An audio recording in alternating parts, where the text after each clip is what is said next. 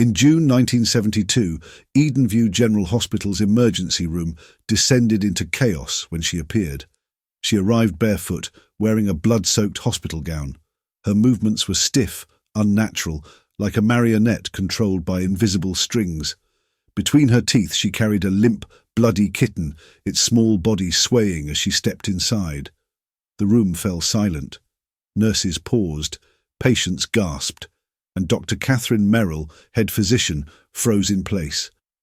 The woman's face was unnerving, smooth, porcelain-like, with no trace of expression. Her eyes were glassy, unfocused, and yet somehow piercing. Without a word, she gently removed the kitten, dropping it to the floor. It landed with a lifeless thud, then she collapsed. The staff hesitated before rushing to her. Dr. Merrill led the examination, noting the absence of wounds on the woman's body, despite the blood saturating her gown. Her pulse was slow but steady, her breathing shallow but rhythmic. The woman's skin was unnaturally cold to the touch, almost waxy. Her unchanging expression unnerved even the most seasoned staff members. "She's in shock," Dr. Merrill concluded. "Prepare a sedative."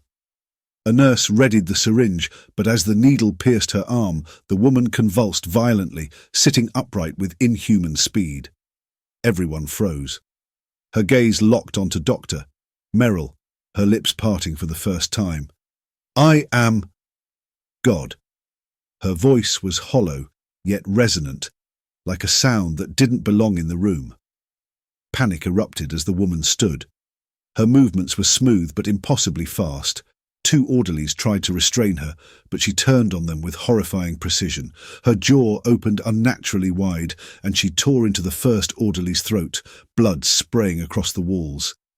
The second orderly barely had time to react before she plunged her teeth into his arm, ripping flesh away with terrifying ease. The remaining staff screamed, scattering in all directions. Dr. Merrill's heart raced as she watched the woman move through the room, her blank expression unchanged, even as she attacked. It was like she was performing a grim ritual, each movement deliberate and detached. The screams faded as the woman dispatched her victims with brutal efficiency. Her attacks were silent, no growls, no cries of rage, just the sound of flesh tearing and bones snapping. Dr. Merrill hid behind an overturned supply cart, clutching a scalpel in trembling hands.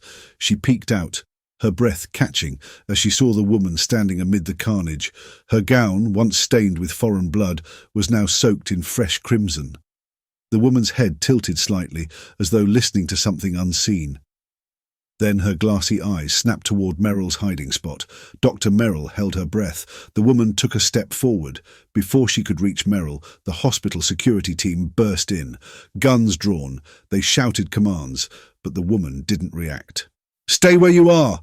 one officer yelled. The woman tilted her head again, her mouth curling into the faintest semblance of a smile. The officers opened fire. Bullets tore through the air, but the woman moved with unnatural speed, weaving between them as though anticipating their trajectories.